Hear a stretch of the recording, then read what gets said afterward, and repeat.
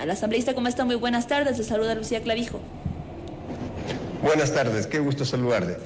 Bien. Mucho gusto, gracias por la invitación, un abrazo para todos los radioescuchas.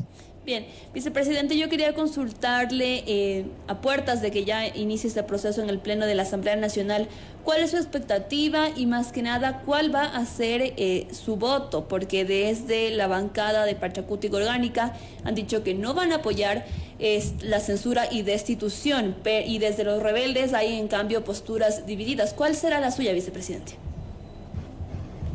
A ver, nosotros lo que hemos dicho es que frente a lo delicado del tema, porque es un tema extremadamente delicado, frente a la no informe ni favorable ni en contra de parte de la Comisión de Fiscalización, que fue quien debió habernos dado luces y no nos pudo dar luces en este juicio, frente a esa posición de la Comisión de Fiscalización, lo que corresponde en este momento pues es ya básicamente escuchar a los implicados, porque caso contrario, ¿de a dónde vamos a sacar los argumentos para decir que sí estamos o no estamos de acuerdo? O sea, no puede ser posible de que ni siquiera hemos escuchado ni a los interpelantes ni a los interpelados y ya tomemos una decisión. No me parece responsable eso en la coyuntura actual, donde ni siquiera tenemos informe de la Comisión de Fiscalización. Ahora, asambleísta, muy buenas tardes, Gabriela Murgueitio, le saluda, nuevamente le doy la bienvenida a este espacio 60 Minutos Sonorama. ¿Cuál es el ambiente que se está viviendo al interior de las diferentes bancadas legislativas? Usted, como segundo vicepresidente de la Asamblea y autoridad de la misma, ha tenido acercamientos con las diferentes bancadas precisamente para sondear cómo llegan a la instalación de este juicio político esta noche a las 19 horas. Toda vez que se han escuchado algunas denuncias, incluso como la que manifestó uno de los legisladores de Pachacutic, Rafael Lucero, de que se estarían ofertando cargos desde la misma presidencia de la Asamblea Nacional a legisladores a cambio de los votos y que favorezcan la censura y destitución de los vocales del Consejo de la Judicatura. Está la presión del presidente de la Corte Nacional de Justicia, Iván Saquicela, para también conseguir los votos para la censura y destitución de los vocales. Se habla de una cooptación de los partidos políticos del interior de la Asamblea hacia los vocales suplentes, en cambio que podrían reemplazar a Fausto Murillo, a Juan José Morido y también a Maribel Barreno. Le mentiría si le dijera que no. Acá en este momento hay una incertidumbre. Yo diría que de lo único que se conversa acá adentro en este momento es del juicio de la noche, a pesar de que estamos en múltiples sesiones en estos momentos. Pero sí, efectivamente, lo que más se conversa en este momento en los pasillos de la Asamblea, especialmente entre compañeros legisladores, hay reuniones de oficina en oficina, no ofreciendo cargos, sino más bien tratando de auscultar cuál va a ser la votación, cuál va a ser la inclinación. Ya en algunos casos se empieza a debatir sobre las causales del juicio político, cuáles son, cuáles no son, porque en este juicio político no está todo lo que quisiéramos que esté como causales para poder determinar la salida de los actuales vocales del Consejo de la Lectura o en su efecto contrario, que se queden. Es un tema extremadamente delicado, se lo está conversando, se conversa mucho y lo que sí me atrevo a decir en este momento es que hay mucha incertidumbre, hay muchos asambleístas que no quieren decir cuál es su posición, hay muchos asambleístas que mantienen un poco la incertidumbre al respecto y entiendo la van a seguir manteniendo hasta que escuchen a los implicados, como en el caso nuestro, que en el caso de los rebeldes hemos dicho, bueno, vamos a sostener una primera reunión hoy tarde, antes de entrar al Pleno para poder entrar ya de una u otra manera con lineamientos que nos permitan el día de mañana, porque la votación se quedaría para el día de mañana, ir tomando una postura y una decisión respecto a lo que digan los vocales en su legítimo derecho a la defensa. Ahora, asambleísta, usted ha dicho que es una situación y una votación bastante compleja porque está revestida de una gran responsabilidad. Si se quedan, ¿qué cambios tendrían que generar estos vocales actuales que están pues señalados no solamente por ineficiencia en el cumplimiento de sus funciones, sino también por actos de corrupción con estos audios que se han filtrado? No sé si estos audios también van a ser sumados a las pruebas de cargo en contra de los vocales, pero por otro lado también está la posibilidad de que asuman los vocales suplentes y se habla de que ellos podrían hacer uso de este recurso jurídico de revisión justamente para revisar fallos para favorecer casos de corrupción que ya fueron juzgados del expresidente Correa y también de sus funcionarios. Entonces ustedes de alguna manera tienen una gran responsabilidad y estarían un poco entre la espada y la pared. Yo voy más allá de eso, estamos entre Guatemala y Guatepeor, o sea, ¿qué pasa si salen los actuales? ¿Qué pasa si se quedan los actuales? Yo creo que el debate ni siquiera debería ir por los juicios del señor Correa, por el correísmo o el anticorreísmo. El debate debe ir qué va a pasar con la justicia al final del día. Porque estamos cansados los ecuatorianos de que la justicia siga secuestrada en manos de los políticos, de que aparezcan jueces sacados de alguna alcantarilla de los lugares más apestosos que tiene el Consejo de la Judicatura y salgan resoluciones o habeas corpus que nos dejan a todo el país absorto y que luego las salas de lo penal, de lo civil, de lo familiar, qué sé yo, tengan que andar resolviendo esos problemas. Eso no tiene sentido. El país no puede vivir en ese vilo, en ese pánico de qué van a hacer los jueces ahora. Deberíamos estar debatiendo si la justicia va a cambiar para que ya no nos sigan matando y los jueces puedan encarcelar a los pillos que entran y salen de la cárcel como Pedro de su casa. Lo que deberíamos debatir en este momento es si los verdaderos ladrones del país, los que le roban, los ladrones que han robado millones de dólares a través de la corrupción, van a ir o no van a ir presos o van a salir libres. O sea, ¿qué mismo va a pasar con la justicia? Por ahí debe ir el debate. No puede ir el debate por si se va a favorecer uno u otro grupo político. Eso es irresponsable. O sea, si vamos a debatir de eso, básicamente sería un debate en el que solo nos interesan nuestras posiciones personales o nuestras posiciones partidistas, y eso es un craso error. Para eso yo no me voy a prestar. El debate debe ir para saber qué vamos a hacer con la justicia. ¿Está en capacidad este Consejo de la Judicatura, en el evento de quedarse, de hacer las correcciones necesarias, o va a ser igual? Porque si va a seguir igual, entonces tiene que irse a su casa. En el otro caso, la otra vereda, la posible venida de los que vendrían, que sería el caso de los consejos de la judicatura suplentes, ¿van a mejorar la justicia o se va a empeorar con ellos? Ese es el debate que en este momento debemos tener respecto de una responsabilidad que tenemos para con el país.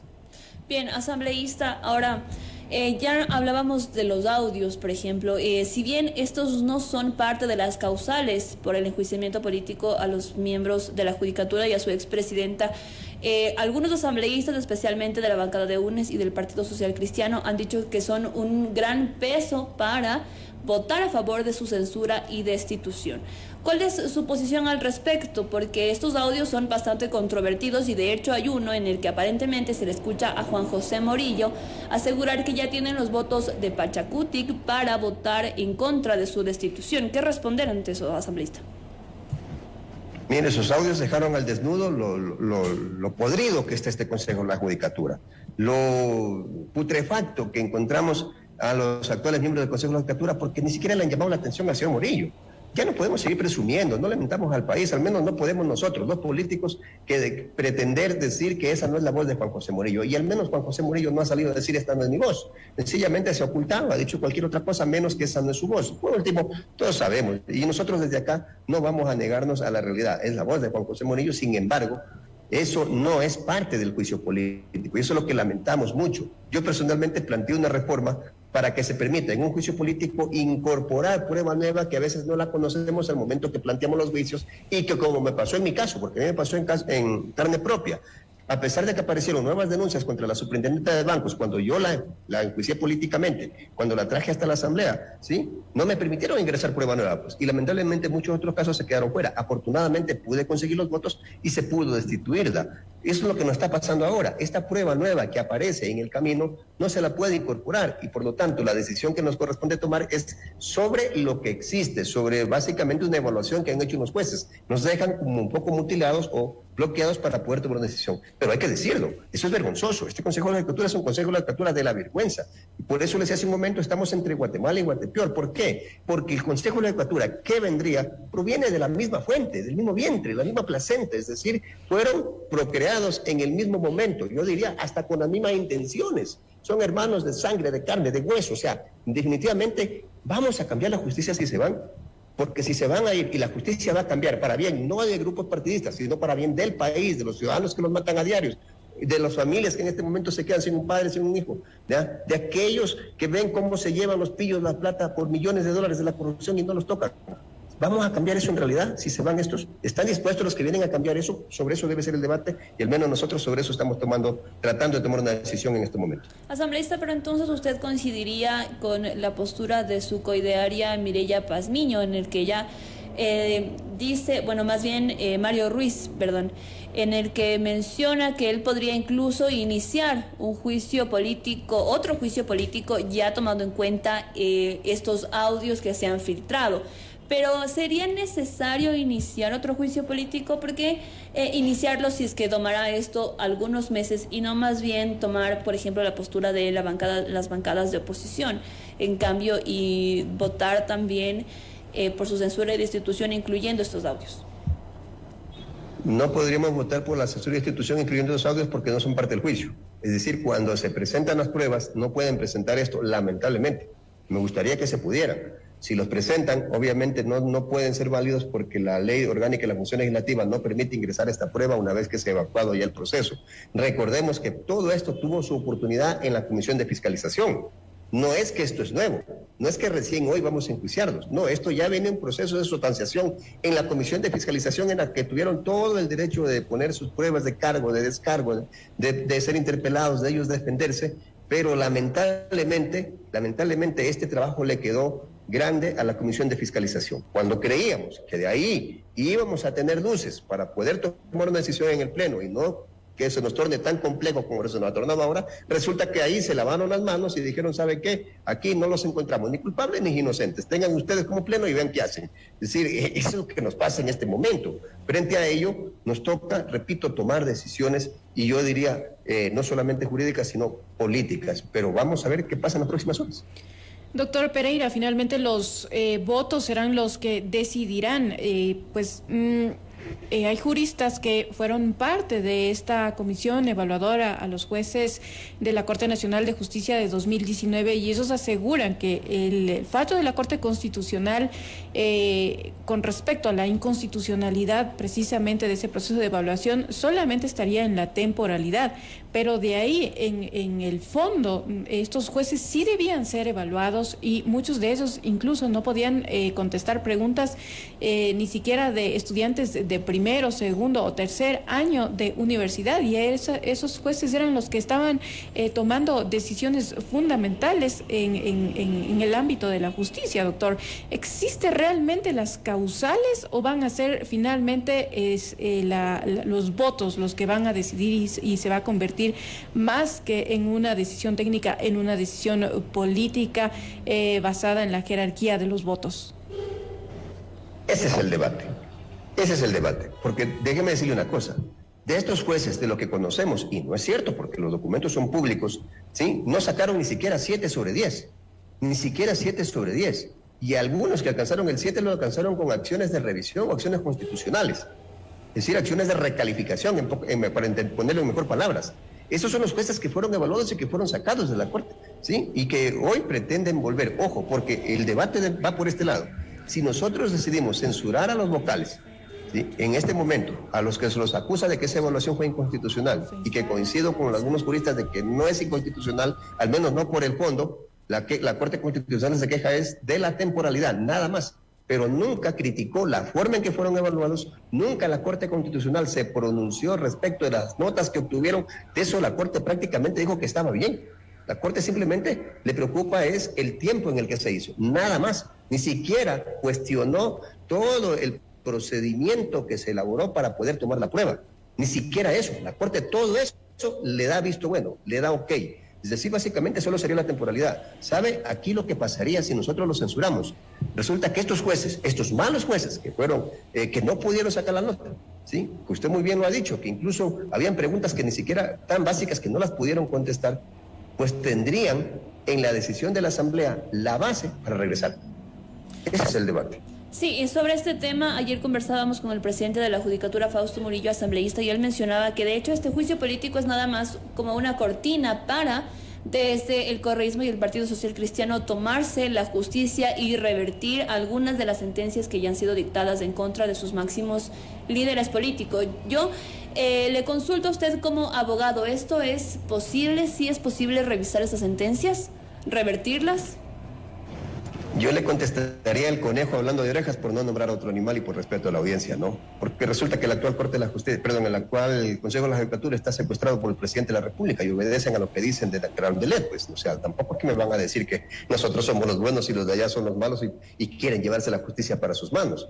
Ellos están secuestrados en este momento, tal como está secuestrado el Consejo de Participación Ciudadana por la Presidencia de la República, tal como está secuestrado en este momento la Superintendencia de Bancos por el Presidente de la República a través de la Fuerza de la Policía Nacional que está a su mando. O sea, tampoco me digan que o sea, los de allá que vienen cuidados son malos, pero no se han visto pues en el espejo. ¿A quién están respondiendo ellos? Y obviamente están respondiendo muy obedientemente. ¿Acaso uno de los audios de Juan José Morillo no le dice al juez que por favor le regrese a la señora Guadalupe Llori a presidir la Asamblea Nacional? ¿No? Tampoco vayamos a esos extremos y nos arrastren hacia ese debate. Obviamente yo no quisiera que se imponga la fuerza político-partidista. Sí creo que debemos hacer un debate político, no hay problema, pero ya arrastrar esto hacia intereses partidistas, para eso yo no me prestaré.